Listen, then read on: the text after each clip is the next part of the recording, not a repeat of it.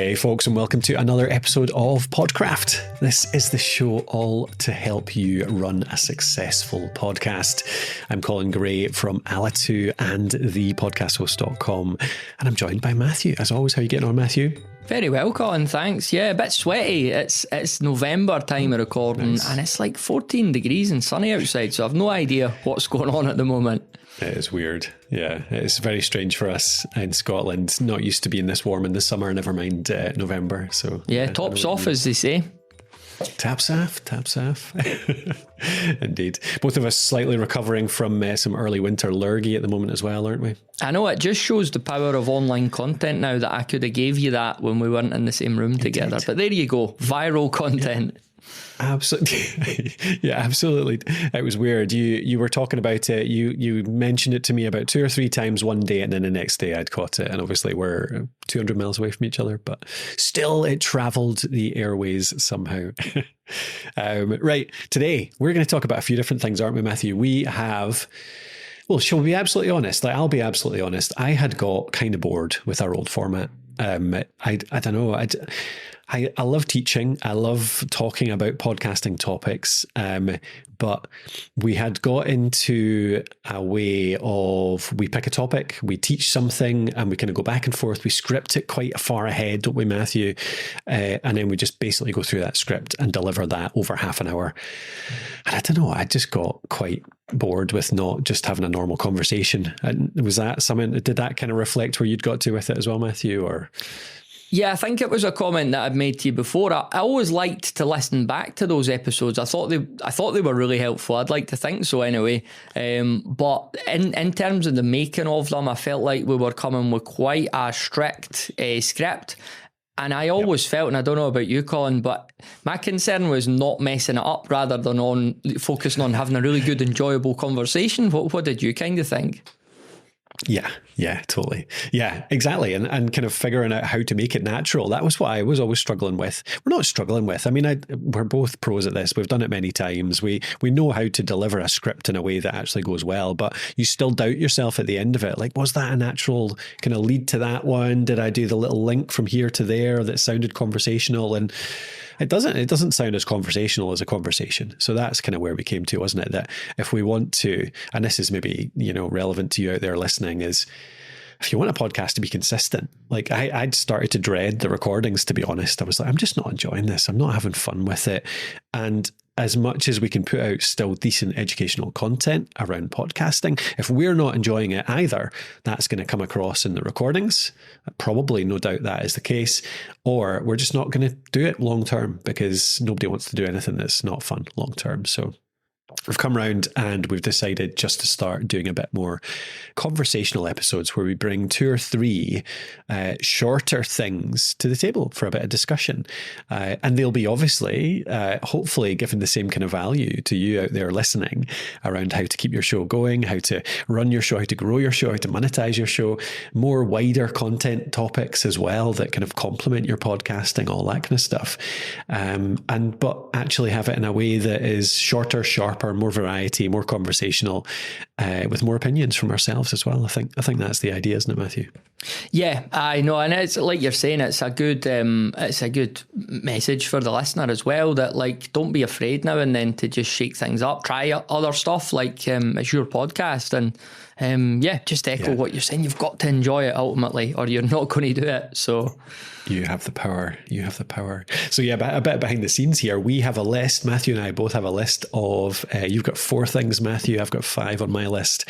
We've started a little page in it. We use Notion to organize our podcast. We've started a little database, which is an episode, a page per episode, and 1 log as well. So an ideas log. So every time I come up with a little idea I want to talk about on a future episode, I'm going to either put it into the current episode's page if I already don't have 3, 4, 5 topics, or I can just put it into the log document and actually log it for a future chat as well. So we're going to work through these and see how far we get. Plan being, we're going to still stick to our kind of 40-minute format, I think, 30 to 40 minutes longer if the conversation's going well, obviously, and see how many of them we can get through in that time, and keep the rest for the future if we don't manage them. So let's see how we go, Matthew.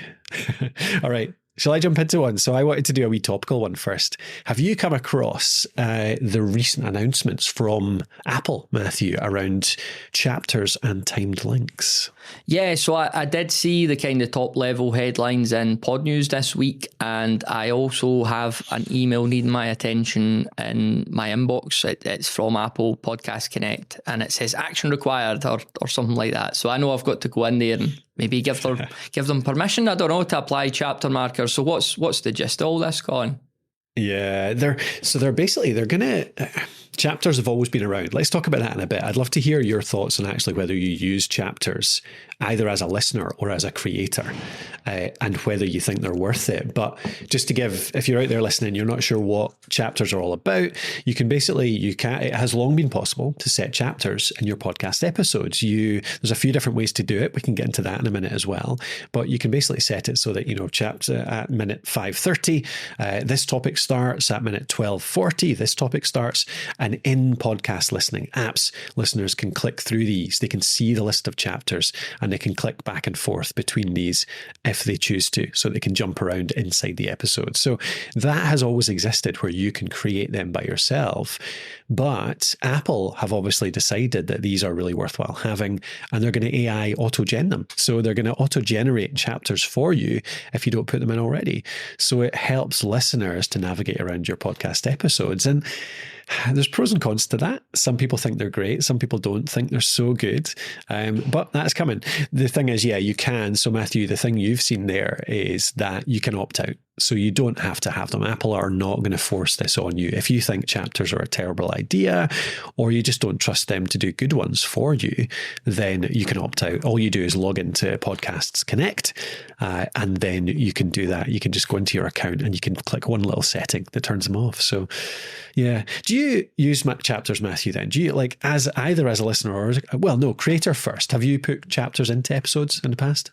Yeah. So the last couple of months I've been doing them in Podcraft. We host with Alitu, and I don't know how new our chapter markers feature is. I think it's fairly new, and just we created some content around how to do it, and it was through that content I was like, you know what, I should actually have a bash at this. So ever since I've been like Alitu, it auto generates the transcript, and then through that you could just click generate the draft chapter markers, and then it obviously comes up with what it thinks will be your chapter markers, but they always need a bit of editing, if not the time codes, certainly the titles of them. But as a listener, I do, in certain shows, I do use them. If it's a non-fiction discussion that's quite eclectic or topical, Cal Newport's show that I listen to has a lot of, he answers listener questions. And for example, some of the questions he answers are around working in academia. It's just of no interest to me at all.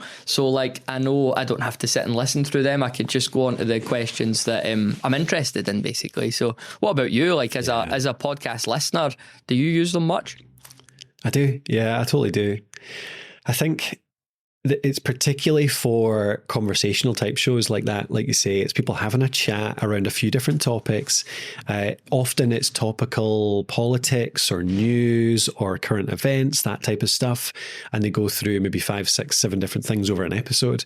And I'm interested in 2/3 of them. So, any show that I listen to regularly, I need to be interested in more than half of the stuff they talk about, but I'm not always going to be interested in all of it. And I find that tell me if you're wrong, Matthew, but the kind of, if I'm wrong, but the fight back against it has often been people say that it cuts down or it encourages skipping. It encourages skimming. It encourages people not to listen to all of your episodes and therefore not engage as much with your content. But I just don't agree with that at all. I think that the alternative is that you make them listen through an hour's worth of stuff, of which maybe a third is not necessarily to their interest. And therefore that third is likely to either bore them, so they kind of just enjoy the show less, or they just turn off altogether and they don't listen to the rest. Whereas if you let them actually tick through and click through all the chapters and skip 1 or 2 of those chapters, yes, they only listen to 2/3 of the show, but they enjoy every minute of it, and they are more likely to come back next time because they know they can pick and choose the bits they want. Is that does that not make sense? No, 100% agree. I think that there is no benefit to anyone from making a listener sit through something that's not relevant to them. And if most of your episode isn't relevant to a listener, then you said this very succinctly the other week when we were talking about the shorts impact people not consuming full episodes. But if shorts or chapters could replace your full episode, that's a content problem rather than a shorts problem or a chapter markers problem, if that makes sense. That is, that's down to you maybe not just not having the right content in your episode to serve your audience. So no, I don't think chapters are a problem on that front. No. Yeah. Do you know, it's just occurred to me, I wonder if you can get some pretty decent data. Like once Apple has this as an automated process, every episode you have has chapters in it, presuming you don't opt out. I wonder if, and try to think of how the engagement graphing works in Apple. In Apple Podcasts, obviously you get the engagement graphs, average listening, all that kind of stuff. Can you see when people have, do you actually get, I think you do get an actual graph of when people are dropping off, don't you? Yeah. So presumably that means that once these chapters are in, and if you have chapters now, you'll be able to see when listening drops off but jumps back up again. So on that graph in YouTube, for sure, if you see people skipping through chapters, you see spikes at the start of chapters because people skip forward to that. So people don't listen to they drop off at wherever they drop off in the previous chapter and then jump back up again in the next chapter. So you see these spikes at the start of chapters, and therefore you can start to do research around exactly what topics people are actually interested in because they're skipping to that chapter deliberately. So there's some good sort of data you can get out of that to actually figure out, like, here's the 5 or 6 topics I talked about, which ones really do engage people. So yeah, I like that. But I mean, you're absolutely right. You should be talking to your listeners to find that out anyway, though, as well. So, but it's great to have that data and maybe some qualitative alongside it, isn't it? Yeah, that'll be interesting, like you're saying, to look at that data. It'll take a wee while probably for everything to catch up if you're new to chapters, and I think you maybe need a certain audience size to make it effective, that data as well. But it'll be one to keep an eye on for sure. Yeah, definitely. I think it's worth it. I think it's worth keeping them in. I think you're right though around I think the better way to do it is manually. Like, it's great that Apple are doing this, I think, to get listeners more used to chapters. I think actually getting used to being able to navigate episodes like that, because a lot of creators just don't use them just now, and therefore listeners aren't used to using them, and therefore people like us who do use chapters don't get as much benefit from them because listeners don't actually think to use them in the first place. So this move by Apple at least makes it more obvious, makes it hopefully more useful for listeners, more a habit for listeners, which is cool. One of the questions, what do you think of this, Matthew? One of the things that people are worrying about though is that obviously adverts are potentially a chapter. Yeah. And will Apple automatically chapterize your ads to allow automatic skipping of them? Yeah, because when you do that manually, and I've seen this with like other shows I listen to, the advert's obviously not a chapter. Like you'll have a chapter that's 15 minutes, but 5 of that could be like a bunch of ads. But yeah, the host isn't going to say, click here to get all my ads, are they? So yeah, if you're doing it automatically, that is a risk. And again, doing anything like that automatic, whether it's transcripts or that, there's always a level of risk that it's just gibberish or whatever. Curiously, Apple aren't the only platform that's doing this, because I did notice in Spotify that I had some auto-generated transcripts in recent episodes I've done when I was looking at them on Spotify. And again, this is such an edge case, but like I just uploaded an audio drama last week or the week before, and it like automatically created some chapters for the audio drama, which I think are unnecessary and could be argued like are potential spoilers. Like they definitely weren't in the instance of mine, but like if I was putting a fiction podcast out every week, I wouldn't really want Spotify coming up with chapter markers for it. And I'm just in Spotify for podcasters to see, because I never heard from them or that about like opt in, opt out. And I can't see like... Oh yeah, I can actually. So I'm in creators.spotify.com. It says chapters are on. So I'm assuming I just click update. Oh yeah, chapters create automatically. So yeah, I could go into creators.spotify and just turn that off. Turn them off there. But it's very that is very much opt out rather than opt in. So I don't know how that maybe differs slightly from Apple. So No, that's the same. That's their approach too. Right. Yeah, they're opt out. Yeah. So I think they're putting them on automatically, and they're allowing you to opt out if you want to. Yeah, cool.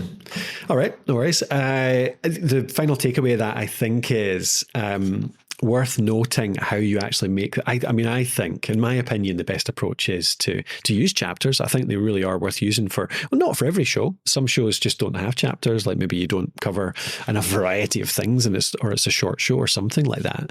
But if you do want to use them, the 3 ways to do it are they can be inserted into the ID3 tags of your episode. There's a few different ways to do that. We could list a few tools in the show notes. Alitu does it as an example. Yeah, so like you mentioned, Matthew, you can create chapter markers in Alitu when you're publishing your episode.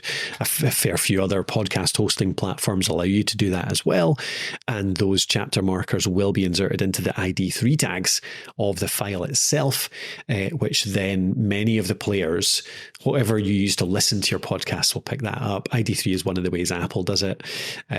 You can also put it into the podcast 2.0 namespace. So there's a podcast :chapters bit of code in RSS feeds as well. Alitu also adds the chapters to that, so it can be read by many of the podcast 2.0 compatible apps. Again, many other hosting apps do that as well. But you can also put them in the description. This is actually one of the ways that works across the most, is you literally just take your chapters and you do it like a YouTube video would. You just do 0:00 and then chapter name, and then 1:23 next chapter. You just actually put it in text in the description, and actually Apple Pods, Spotify, and a few of the rest pick them up as well. So that's the 3 ways to do it if you want to do it manually. So if your hosting platform, your publisher, doesn't allow you to enter them manually, either ID3 or podcast 2.0 namespace, you can just do them in the description. That's a way to overwrite them. And if you do that, your manual ones overwrite the automatic Apple ones. So it'll always be your ones that show up first. So I think that's the way. Be proactive about it. Set your own chapters. Make sure you're guiding your own listeners, creating your own chapter titles to really draw people through those episodes. And there's no doubt, I think, you can increase episode engagement, because it's another way of teasing the value that's coming up in the rest of the episode is those chapter titles. If you can use really good, compelling titles that really drag people through, it's got to increase listenership. It's got to increase, listener duration and just ongoing engagement, doesn't it? Yeah, definitely. So I see you've kind of mentioned timed links as well, Apple. Is that relevant to chapters? Yeah, the timed links was a kind of related one. Don't need to go too deep into this. It's the fact that you can include a link in your description. It needs to be included to be timed. So the idea is that when you're listening to a podcast, you can now make something pop up, a link pop up on the screen in Apple Podcasts, if people listen in Apple Podcasts, to let them go to something else in the Apple ecosystem. It's a bit less exciting than I first thought, because you can only link to other Apple things, really. So you can link to Apple Books, you can link to Apple Music, Apple TV, you can link to a TV show. So maybe this is actually pretty relevant if you're a TV coverage podcast or something like that. But probably most important for us is podcasts. So you can link to other podcasts in Apple Podcasts. So if we were doing a collab with, I don't know, who would we do a collab? Let's say Jeremy Enns, Matthew. So we've done a few episodes with Jeremy. So he does his own show. We could actually link straight to his show if we mention him on here. So right now I could insert a link at this time code in this episode, and you add it into the chapters time codes, and then that link will actually pop live up on the screen. So if you're listening, if you pulled your phone out of your pocket right now, you would see that link pop up on your screen just now. Let's try and actually do that right now, Matthew, so it pops up and shows people an example of it. I'll look into how to do that and I'll implement it straight after we publish this. So yeah, that's the idea. You can use those timed links to show links to other pods. So it's great for collaborations, great for recommendations, that kind of stuff. But it does have to be inside the Apple ecosystem, of course, Matthew. Were they ever going to let us link to our own website or anything? Well, I'm going to play again the Spotify to your Apple, because Spotify have had similar features for a while now. So with each podcast episode, that's displaying in Spotify, you could go in and you could link to, again, all within Spotify, but like other podcasts, audiobooks, albums, songs. So they will appear like at the top of your show notes as Spotify app links. And you could also do host recommendations. So you could recommend, I think it's 2 other podcasts. So when someone looks at your podcast in Spotify, there'll be a bit about like, you know, shows that are also like this, but at the very top you'll get the host also recommends these 2 shows. So you could link up with other podcasts in adjacent niches or topics, overlapping audiences, and just say, you know, I'll recommend you, you recommend me. And it's, you never know, you maybe pick up a few cross-pollinated listeners that way. So it's always good to see these wee tools, isn't it? Yeah, definitely. Yeah, no, you're right, actually. I mean, a lot of the stuff that Apple's coming out with here is really just following in the wake of Spotify, isn't it? They've kind of led the way in terms of more interactions, comments and stuff, like the comments and questions in the Spotify app. We've actually had a few of them recently. So yeah, if you're out there listening, actually, if you're listening to Podcraft just right now in Spotify app and you have a question for us, do that. Get into there. Try the Spotify app. Do you know, I should look up exactly how to do this so we can actually talk about this in future, but I'd love to see that as an example. Like, have a look in and ask a question. Use the Spotify app to submit that question. Although, do you know, I don't know, this is the trouble, isn't it? Like, I don't even necessarily want to encourage Spotify as a listening app. It's great for that interaction, but I actually really don't like it as a podcast listening app because it's just got so much other stuff mixed in there, doesn't it? But yeah, I mean, I use Spotify all the time for music, but it's not my podcasting app. But it's one of them, like if the listener is using Spotify, then it's, you know, great. I'm not going to say to them like go and find another app or anything. I'm just happy that they're using something. And you know, if they're using the comments feature for getting in touch with shows that they like as well, then that's pretty cool for everyone, I guess. Yeah, it's really good. Cool. All right, let's move on to another one. So what have you got, Matthew? What's first thing you want to talk about? I had a wee anecdote about, I was, so with my own show, my tabletop show, what I've started doing is regurgitating stuff, making haggis out of the old episodes, because, you know, I've been doing the show a few years now, and like I have, I think it's like 160, 170 episodes. And there's a lot of good interviews in the back catalogue. So I decided sort of once a month, I have been just digging out an older episode from the archives and just republishing it. And, you know, it's good to, I think that's a good strategy anyway, just for like reusing really good old content that's evergreen. Yeah. But I have been listening back to the episodes before publishing them, just purely out of curiosity. And I did notice, like, and this is an exercise that I think we've always kind of recommended people do, is just to listen back to your older content, because there's so much you could learn from, like, you know, your delivery, your interview style, if you're doing an interview show. So there was quite a lot of things I picked up on, especially a few little crutch, not even words, but like this one particular interview, like at the end of every answer that the guy gave me, I just went, and it got really maddening listening back to it. I don't know why or how I wasn't aware of it at the time when I edited it, but like listening back to it. But anyway, my point is that was 2 years ago, and I don't think I do that anymore. So I've left that too long. Whereas maybe I should have been listening to episodes from like last month, and maybe you could then more quickly correct these ticks. I don't know if you've any thoughts yourself on that, Colin. Yeah, no, it's one of those tricky ones, isn't it? It's something that everyone knows they should be doing more of. And I do know a fair few podcasters that do it every time. Like, I know some podcasters that listen to every single episode they record. And I don't necessarily think that's the right answer, because that is time consuming, listening to every minute of what you record.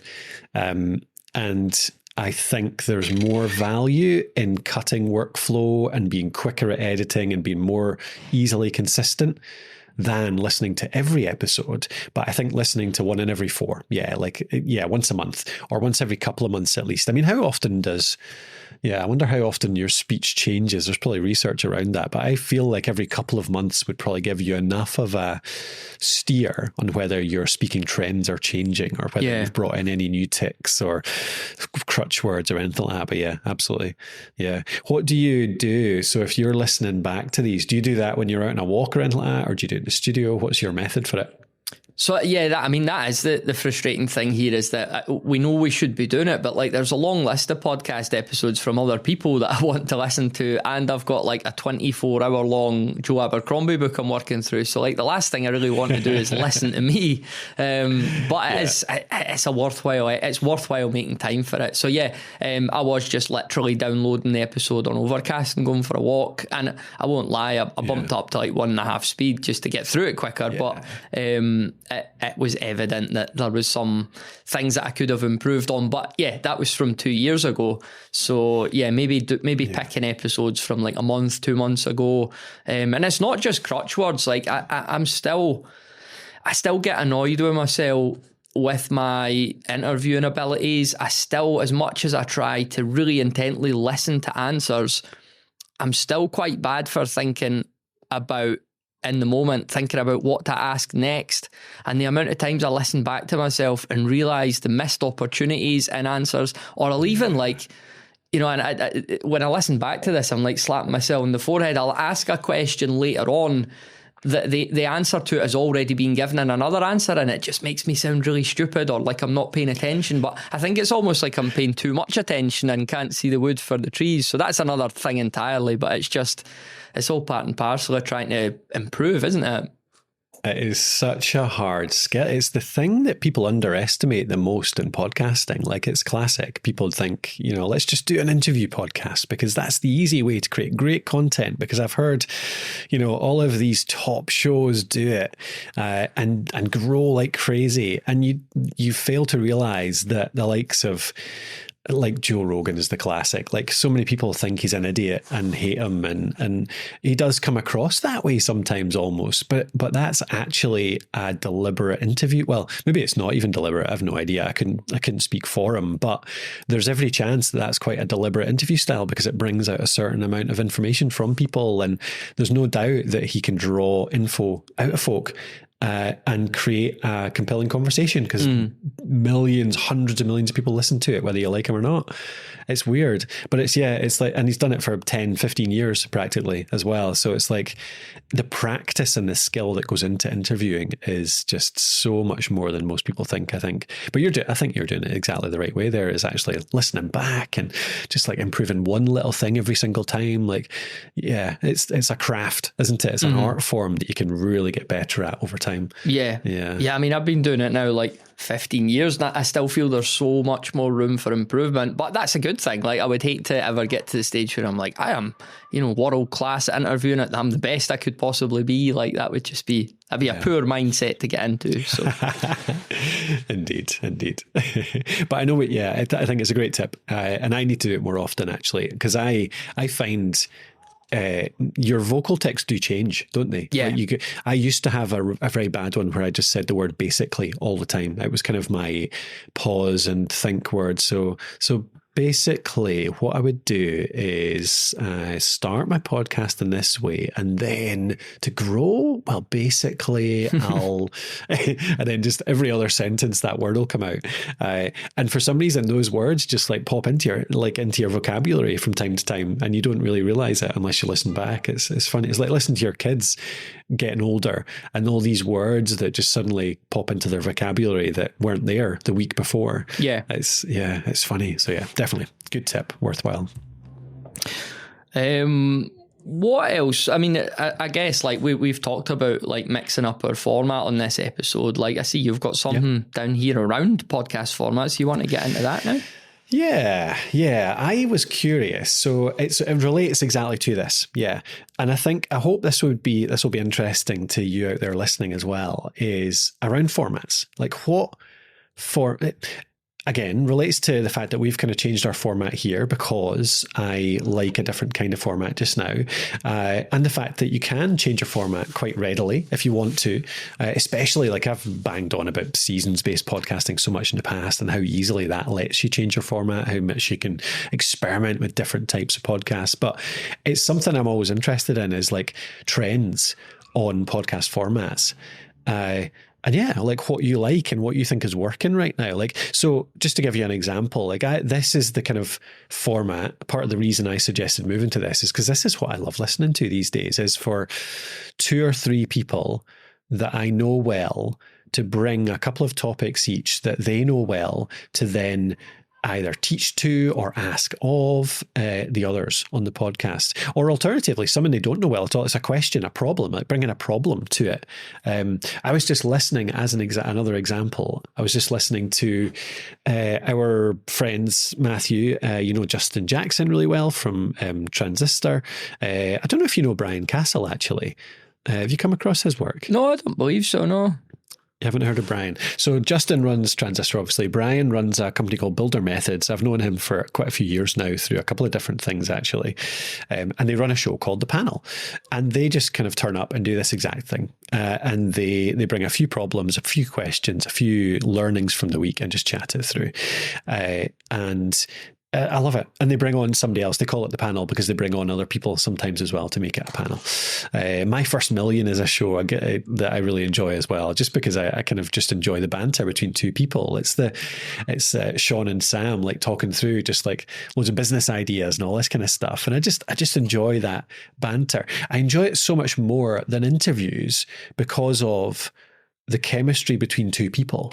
It's the conversation between two people that I know well. And I kind of struggle with interviews sometimes because I just find the interviewees so hit and miss often, like quite often. This is one of the hard things as an interviewer, is to get something good out of somebody that they've never talked to before, potentially, to actually build chemistry and rapport with this person, to have a good conversation when it's not somebody as a listener that and as an interviewer that and both of those things come together to make it quite hit and miss and quite hard to create a great conversation. Whereas two co-hosts that know each other well, have great chemistry every single week, always chatting away. I don't know, that's like my favorite format just now. And I think it possibly always has been, going back to the first ever show I listened to, which was the Boag World show, which was Paul Boag and Marcus Lillington talking about web design back in 2005 or 6 or whatever it was. I listened to it back then. And I just think it is kind of almost definitively the best format overall. Maybe that's a claim. But anyway, what do you think? What's your kind of favorite format just now? Yeah, I definitely lean into co-hosted as well, like yourself. And I think like interview shows are fantastic when done well. And there's a lot of interview shows that I like and I've listened to intently over the years. But an interview to consume, it's quite a lot of work if you think about like how much information you're onboarding with one interview. Like it's the person's full background in some cases, how they got to where they are, what they're doing now, what they're selling ultimately. Like there's always a sale, a book, top takeaways from a book. So you're onboarding a lot in an interview. And I think as a podcast consumer, if you listen to too many different interviews, you maybe get a lot of good information, but you don't really do anything with it because there's just too much of it, frankly. Whereas co-hosting shows and discussions, you've maybe got that bit more continuity. You're still getting good information, but like I say, continuity is probably the thing that you're getting more of. Maybe you're just taking more time to kind of develop your own perspectives a wee bit without having to get these full life stories every single time. It's kind of, I suppose you could almost compare it to in the world of fiction, like an anthology show, a new story each week. That's great, but a lot of people, they like with their fiction, whether it's audio dramas or Netflix shows, they like the continuity of a series. They like to get into the characters, really get to know people, root for people, maybe even they don't like one particular person or co-host and always disagree with them. And it's that continuity, I think, can maybe build deeper relationships over time. So yeah, long-winded way of saying I do think co-hosted, there's a good case that it is the best podcast format. Yeah, no, I think that's a nice way of saying it, the continuity. Yeah, for sure. That's the thing you get a little continuity in interview shows. The reason good interview shows work is because the continuity is a great interviewer, like, whoever it is that you enjoy out there listening. But, yeah, something about two and the chemistry and the relationship and the in-jokes that develop as well is really cool. I think you build on that as well. The part of this that I was interested in was not just that, but wait a minute. So I want to come to some format, like a few shows that I'm enjoying the format within a format almost. So like, how do you actually format the episode? So you take a co-hosted show and then how do you format it within that? And I've got a couple of examples here. So I'll come to that in a second, like how you can really kind of build that structure around an episode. But like, I actually also think, like in terms of formats, I wouldn't even rank it co-hosted and then interview. I think interview is far down the list for me. I would go co-hosted and then solo, actually, I think is almost my second favorite format, because I love a solo show, which is just super focused, is like less than 10 minutes, an 8-minute solo show that gives me the answer to one problem, the one pain, with like some kind of solution, some kind of idea, some kind of inspiration, some kind of thing to go and act on right there and then. That is probably my second favorite show. And I think that is one of the most underused show formats out there as well. What do you think? Yeah, totally. Solo shows are brilliant for all those reasons. Very intimate. And again, from a creator perspective, I know it can be intimidating to just sit down yourself and talk, but also you're not bound to anyone else's schedule or that. You could record whenever suits.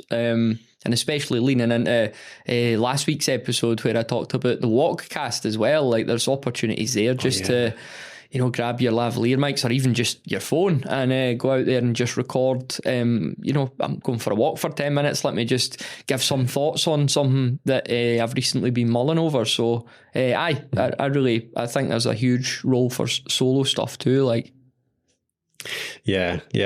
What else is there? I mean, you've got panel shows, like I was talking about with, what did they used to call them? Round tables. There was always the podcasters round table in the old days with Ray and Dave and all the rest. I think those, like, you're getting almost this, like, Goldilocks zone of, like, you're getting the benefits of the co-hosts, but also the fresh perspective of the interview. But the big downside is they're just a logistical nightmare. Like, imagine you and I, Colin, trying to get, let's get someone from, like, America on, and let's the three of us. It's hard enough sometimes for me and you to get together. So it's just, I wouldn't fancy putting a round table together. And talk about interview shows needing skill. A round table needs a really good moderator. Yeah, it needs somebody to direct every second of it, because they can become a total mess with people just like talking over each other or not getting to talk at all or whatever. Yeah. Yeah, you mentioned the podcasters roundtable. I think it's been kaput for a few years now, but if you remember Ray Ortega, the way he kind of chaired that, and again, it wasn't noticeable unless you were paying attention to it as a podcaster, but he just so naturally brought people in and out and never got in the way and offered his own perspectives. And yeah, that's a real hard one skill that I wouldn't like to try it myself. So no. The other, so yeah, the second level of it that I think this goes into something I talk about quite often. It's in our PATH framework as well, actually. So our PATH framework is PATH, purpose, audience, topic, and hallmark, as a way to a structure for planning a podcast that's got a great chance of success. And the H in it is hallmark, and that is like how to make your show unique. So you can have a great audience targeting, you can have a great purpose, you can have a great topic. But if you don't make it unique in some way, it's just going to blend in with all the rest, and it's really hard to get anyone to listen to it. And one of the things I think makes a really good hallmark is actually a really solid inner format. So you have not only a co-hosted show, but you have a co-hosted show that has like segments to it, or has a real kind of weird way of delivering the content, or something that's a bit unusual. And one thing that I love about, so a show that I'll give you an example here. I'd love to hear if you have any just now, Matthew, that you like, which is I recently got into, so all of our US friends out there will be surprised to hear I, as a Scotsman, recently got into listening to NFL, watching NFL, I should say. So I got dragged into it a couple of years ago through being invited into a fantasy league by an American friend, and then got totally sucked in. Actually, it just totally suits my nerdy disposition, and I've always quite fancied like having a team to support, a sport to watch. So I was kind of keen to do it anyway, and somehow it dragged me in. So I'm totally addicted at the moment. But I've been listening to the Ringer NFL show. It's one of my favorite shows on NFL, and what they do is it's co-hosted, but they have an almost rotating crew of co-hosts. So they have the main guy, Sheil Kapati, who is on pretty much every single episode, not quite all of them, but he's almost always the moderator, as we talk about. And then he brings the format ostensibly is there's a theme, and you have to bring 3 or 4 things for that theme. to fit into it. And it sounds quite loose, but it actually works really nicely. So an example is Fraud Watch. So he was like, right, okay, so we've got 3 people on this next episode. We've got this regular guy and a guest. So there's 2 people that we know quite well, 2 co-hosts, and we've got 1 guest who is a writer somewhere else. And every one of them has to bring 3 teams that they believe are on Fraud Watch, as in they've been doing quite well, but they're not going to do well for the rest of the season. So, it's like a themed question. Bring your 3 things and propose it to the rest of the panel. And I love that. It's like such a simple format, but actually can go all sorts of different ways.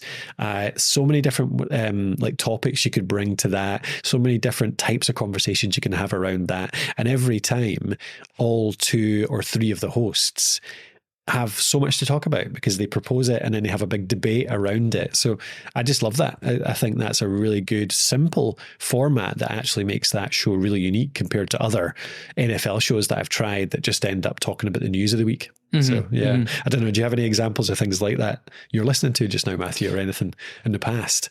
Not off the top of my head right now, but I had a conversation again on Podcraft recently with Neil of the Photo Walk, which I've referenced quite a lot because of his going outdoors and recording. But he also had a background. He worked for the BBC on the radio for years, so he had his training there, which is great training to have. And he was talking about segments. He was talking about that he's brought that from radio to his show.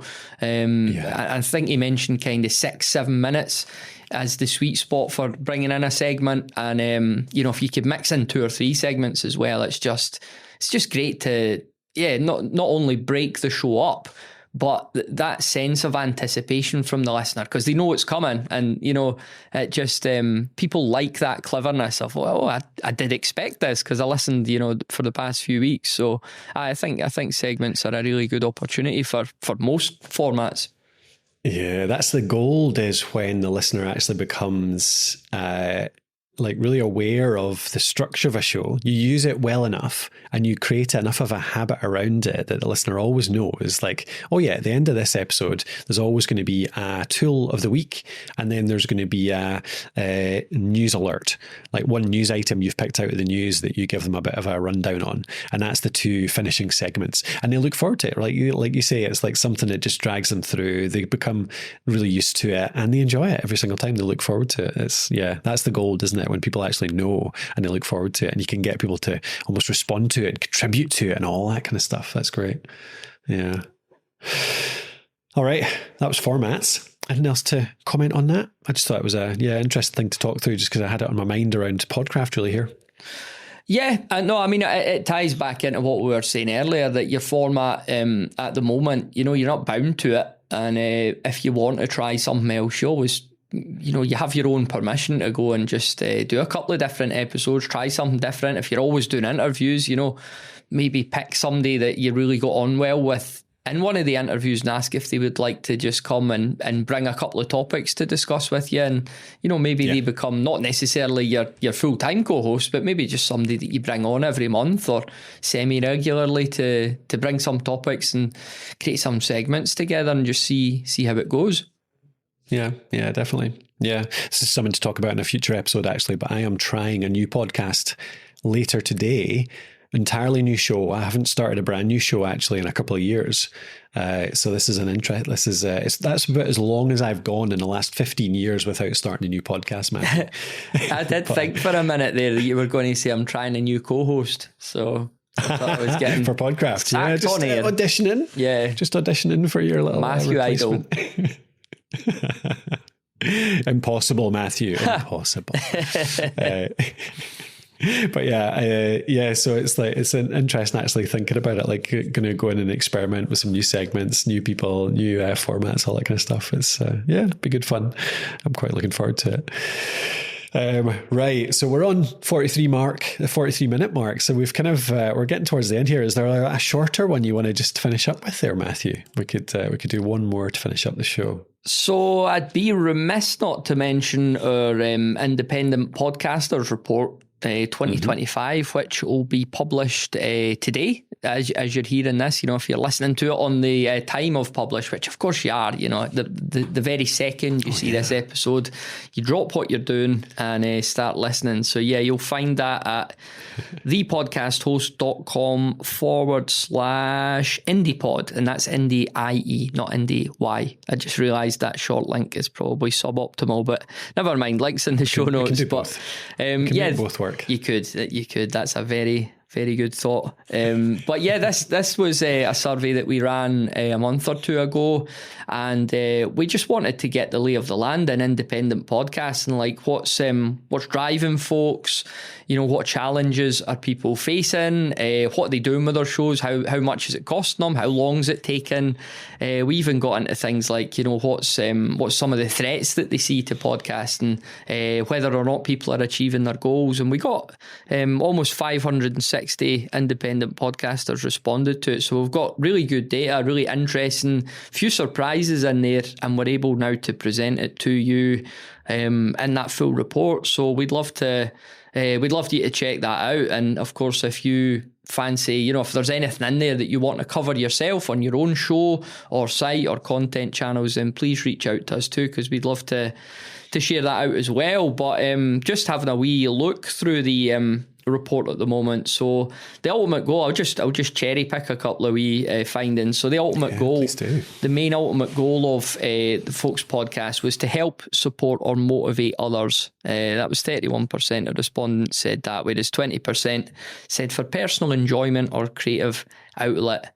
So, so you asked the question, why were people running their podcast, basically? So it's like, what's the motivation behind your podcasting? Exactly, yeah. And this was ultimate goal, because I think most podcasters would look at this list and say, I want to pick 3 or 4 of these, but this was no, you can only pick one here. Yeah. So yeah, help, support or motivate others was the big answer there, which is that's nice to see, I guess, that people are are there any in there that's really kind of teases some good methods that our listeners out there can use? Like, did we cover stuff around growth, around monetization? Like, how are people earning money from their shows these days? Have we got any data on that?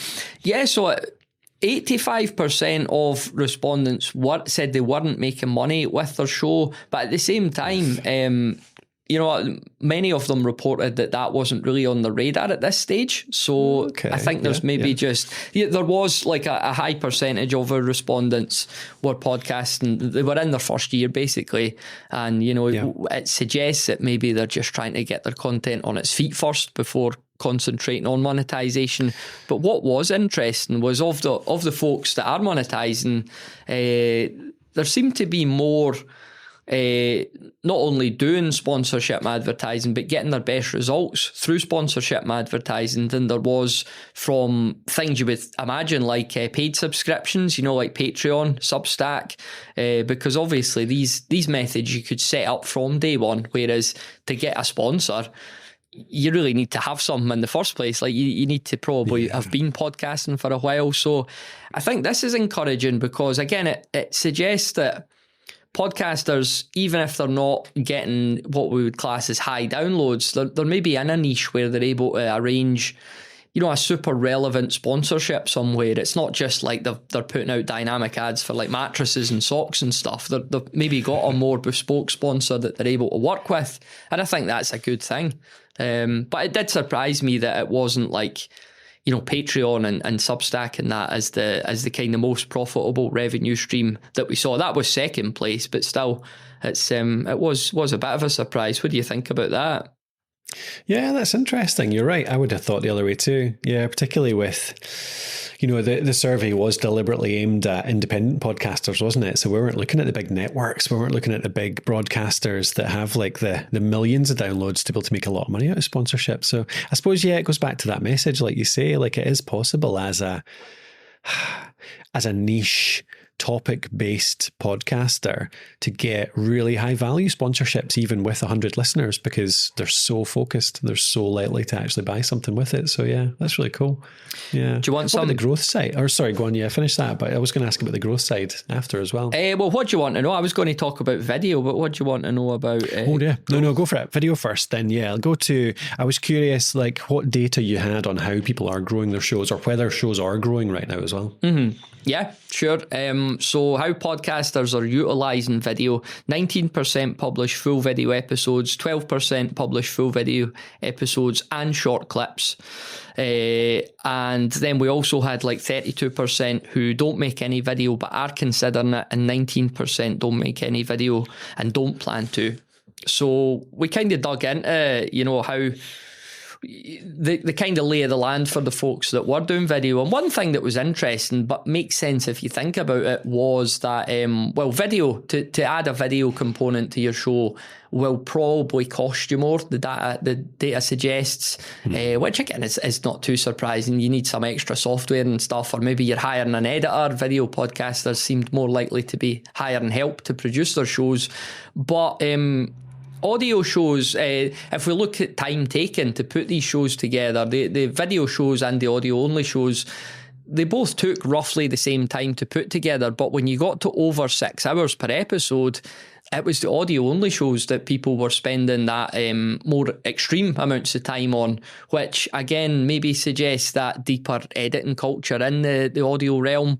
I think a lot of audio producers, they're just maybe more likely to spend time at the DAW, whereas we've got a kind of quick and fast approach in video podcast and that kind of culture now, where a lot of people, it's just record the Zoom conversation, top and tail it, get out there. So there's that kind of quick and dirty approach. And I'm not saying one's right and one's wrong, but I went into this thinking, well, obviously the folks doing the video shows are going to be taking longer, but it's not necessarily as straightforward as that. So did that surprise you at all?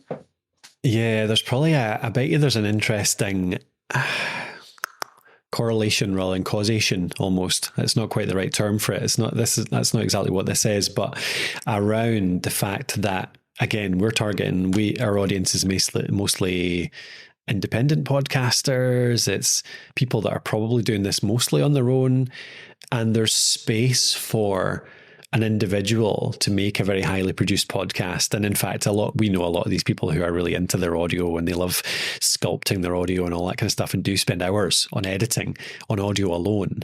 But when it comes to doing that with video, that's not really our audience, is it? Like, it's, if that's more a YouTube first, a video first type audience, and the people that we know that do video, it's more of a necessity, a growth tool, an add-on, and therefore it is something you have to spend less time on. So I bet you there's a little bit of a self-selection thing there, whereby there are plenty of teams out there who have the resource to spend time on the production of video, but that's not necessarily the folk that we were talking to here, because they're not the independents. They're the ones that have the cash and the resource to actually put a ton of time into that now, don't they? Yeah, for sure. You did mention growth, and one of the we asked the question, what are your biggest challenges? And surprise, surprise, 72% of respondents said that growing an audience / discoverability was their biggest challenge. Again, I don't think anyone would be surprised at that. And we also asked a question around, if you've ever considered quitting, what were the reasons? So I'm just digging out the old graph here, sorry. So 41%, the top answer, they'd never considered quitting, which is nice, but second place in 30%, people considered quitting because they were struggling to grow an audience as well. And if we looked at the question around the primary measure of success, the highest answer, 46%, was audience size and growth. So audience size and growth, that's obviously that it's since podcasting was invented, this has been the primary struggle, hasn't it? So Katie actually she put together some really interesting data from this. She took the respondents that had podcasts that were getting more than 100 downloads per episode in the first month of their release. So she's pulled that data out separately, and she's kind of dug into that. So it's shown up some findings, and again, links will be in the show notes to this piece. It's well worth a read, but it's podcasters that have stuck at it for a while. They're not necessarily all doing video as well. and what was the other one there? Some of the 100 plus download shows, the most popular length for these shows is between sort of 40 to 59 minutes. Whereas we look at the sub 100 download group, the average length is 20 to 39 minutes. I don't think you should look at that and change just your go show. Longer, Matthew. Yeah, just exactly. Hours spent per episode as well. The 100 plus download shows, people were spending longer producing them basically than folks getting less than 100. So again, this isn't like instructional, but it's good information to have, and I would recommend having a wee read through. Katie's done a good job of presenting it all. Yeah, you're right. It's, again, that could be correlation around causation, as in once you get above 100, you can justify more time on the show, but it could also be an indication of, I mean, it should be obvious, shouldn't it? Like, the more care you put into a show, then the more listeners you grow around it. But it does depend where you put that time, doesn't it? Like, you're not spending that time just like constantly tweaking the EQ and the compression and all this kind of stuff. Totally. It's time on the content, it's time on the planning, it's time on the audience engagement, all of those things. So that's when it swings back to, like, we're talking about finding time to listen to an episode from last month. Like, that is really worthwhile. If you're going to spend extra time, that is the sort of thing you should be doing. Like you're saying, not messing about with an EQ setting here or there. So perfect. No, that's really cool. Yeah, so you can go over to thepodcasthost.com/indiepod to check that out. And I'll say as well, if you're needing help with that growth side of things, of course, please do check us out as well. We do coaching and we do help and support and loads of live tools to help you do this as well, including a title clinic, which is one of our best ways to help you grow, actually, inside our Podcraft Academy. So if you go over to thepodcasthost.com/academy, you'll see that right there, and you'll see all the things that we offer, from our in-depth courses and education to the resources and tools we have in there to save you a ton of time, checklists, everything that is required to basically run your show, and all of those live support and feedback tools as well, from 4-minute feedback to title clinic to, I'm introducing a new tech one as well, Matthew, in the near future, around how to help people with their little tech issues. So I could come to you all mine. That's it, exactly. Yeah, I mean, it's really just to slow you down and bring these questions to me. You've got to come through this new structure with all the rest of our members. Yeah. Yeah, so, but we'd love to have you there. If you fancy it, come over to the Academy and we can help you coach. And these days, we're including Alitu for free in the Academy as well, because really our offering is not just the knowledge, but the tools. So the knowledge to help you succeed with your podcast, and the tools to actually get it done quickly, easily, and consistently. So that means Alitu and the Academy together to help you run your show and make it a success. So again, over at thepodcasthost.com/academy, or just alitu.com if you want to check out our podcast maker app, Alitu. But yeah, thank you for listening. I enjoyed this, Matthew. That was much more fun, I found. Yeah, the hour. I see we've been going an hour. It totally flew in. I know. So yeah, really enjoyed we haven't done it. an episode that long in ages. I know. Yeah. I'd be interested to hear the listeners' thoughts. Indeed. If you didn't enjoy it, so please don't bother. Yeah, totally. Yeah. If you've negative feedback, don't get in touch. If it's glowing positive feedback, please do get in touch. The Emperor's New Podcast. Let's put a link in the show notes, Matthew. I don't think we have, in fact, we do voicemail. Our voicemail is one of my favourite ways for people to get in touch. We do our SpeakPipe link. Yeah. Or do you have a better way for folk to get in touch right now? No, go for voice. Is it thepodcasthost.com/voicemail? Is that the... I think it is indeed. Yeah, I think it's as simple as that. And, it is. And also, if you are listening on Spotify, by all means, use that wee comments feature as well. Why not? Indeed. Yeah. So tell us what you think. This new format. Be specific. I'll be specific about it. We'd love to hear what you think about this more conversational format. Bring in tools and tips to the table, talking through ideas.